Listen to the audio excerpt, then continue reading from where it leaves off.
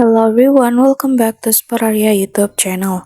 Okay guys, so in this video I would like to share you a tutorial on how to show battery percentage on Samsung Galaxy A25.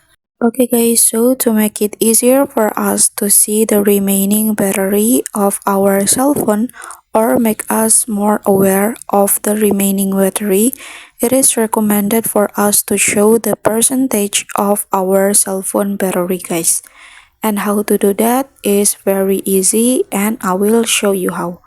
Okay, first you can go to settings menu on your phone and then scroll down, and then now you can go to notification guys, and after that now you can go to advanced settings, and then you can turn on show battery percentage, and then the battery percentage will appear beside battery icon guys.